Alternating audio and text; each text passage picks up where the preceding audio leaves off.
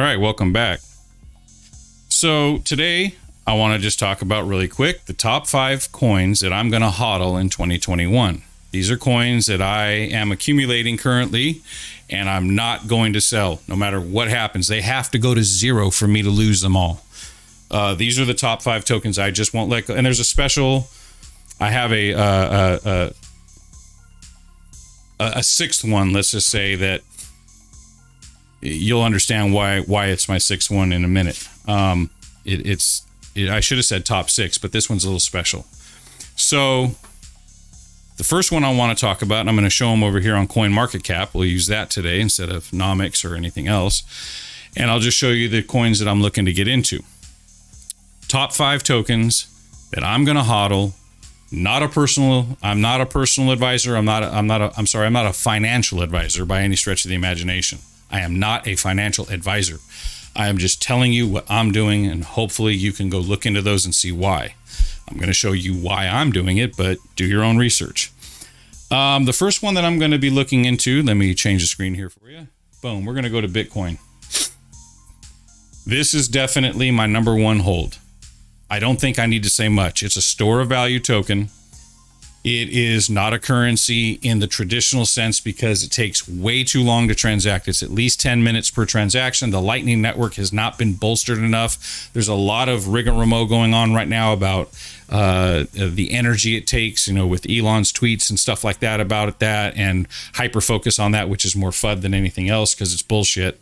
Because the simple fact is that Bitcoin uses 77% less energy to mine than a traditional travel to the bank to go to your ATM to get your cash would cost. The carbon footprint for all you flighty folk out there that get consumed with mainstream media's bullshit attack on this token. Bitcoin has outperformed pretty much every single sector in the last 5 years economically that you can throw it up against, yet they want to play this silly ass game with energy and stuff like that. It's disgusting. So for all of you that don't want to get involved because you're hypersensitive to the fake news about energy and the use of Bitcoin in the mining process, you go ahead and just sell them to me. I'll buy them all. So Bitcoin is definitely a hold for me. It's a store of value. It is kind of the benchmark token for the entire cryptocurrency market. Will it be number 1 in market cap forever? I doubt it, for the simple fact, maybe, but it depends on what the big investment wall of money, as Raoul Paul says, is coming into this from traditional fiat investment sources. So you have BlackRock, you have this, you have that. You have trillions upon trillions of dollars sitting on the sidelines waiting to see where they're going to go, how, what, do this, that, whatever. And if it starts to come in heavy, Bitcoin's going to be one of the big players. So I'm just holding on to that. The second one that I'm going to definitely be looking to keep forever is Ethereum. Why? It's really simple.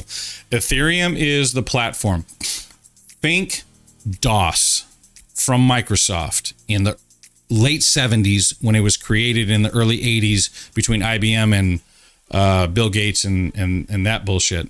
So what you have Ethereum is the underlying protocol that every single digital exchange, digital DeFi protocol, every coin that was minted at the beginning was built using smart contracts on the Ethereum network.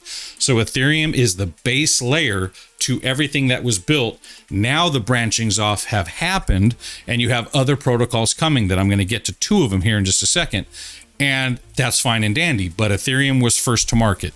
There's so many. Some of the protocols that are being built to compete with Ethereum were built on Ethereum. So I'm going to keep my Ethereum.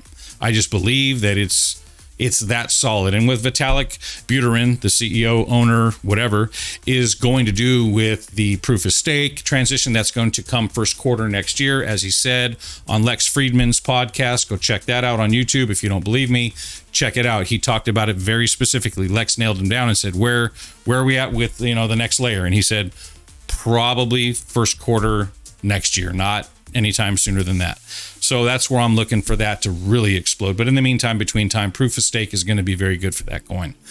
The third coin that I'm going to HODL and to zero would be Chainlink. So let's go down here. Let's click on Chainlink right here. This is one that I'm going to definitely hodl to zero. Why? Because it's the first to market with the best and most robust oracle, meaning fiat world, crypto world. Chainlink sits right in the middle, and it connects the two. So you have a blockchain protocol, and you need off-chain information or data to come into your chain securely and transitioned to be understood by the blockchain. Or Chainlink sits right here. You tell Chainlink, go get this information. You get it here. Let's clean it up and send it to me. And it's the bridge between fiat crypto. Chainlink sits in the middle. First to market. Been there since day one doing it. Best at it. Most clients. Huge protocol. Never letting go of that one. My fourth one is Cardano. Okay, let's go to Cardano. The platform of the future. I'll just say it right now.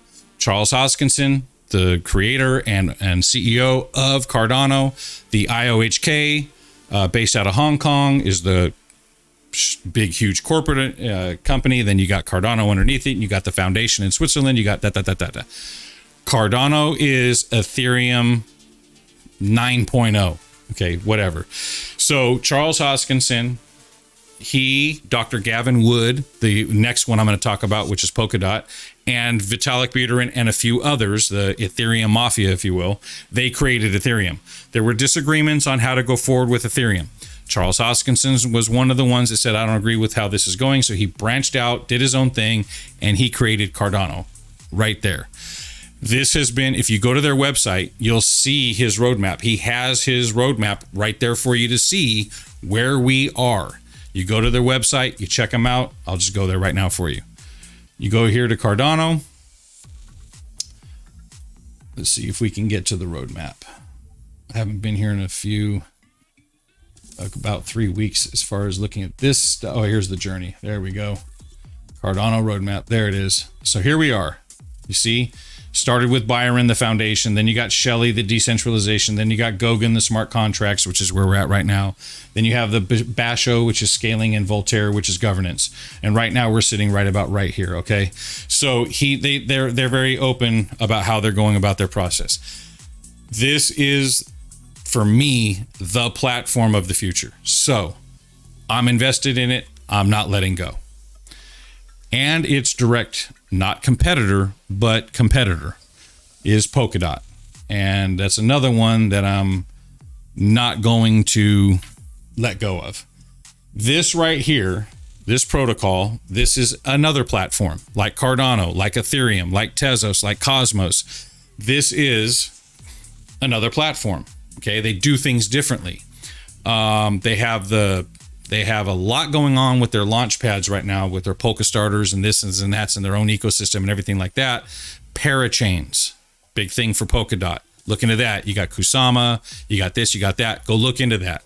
But this is Dr. Gavin Wood. So you had Vitalik, Ethereum, Charles Hoskinson, Cardano, Dr. Gavin Wood, Polkadot. Those three used to be together building Ethereum. When the differences came about and the disagreements occurred, Vitalik stayed with Ethereum, Charles went to Cardano, created that, and Dr. Gavin Wood created Polkadot. Boom, there you go. These are the top, these are top 10 tokens, all three of them.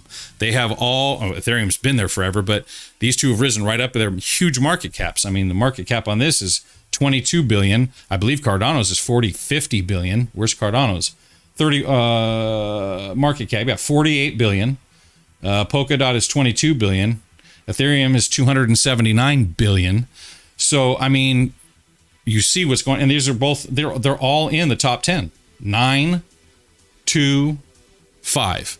So 2, 5, 9. There's your top 10 tokens. 4 of those that I'm holding are in the top 10. There's a reason for that.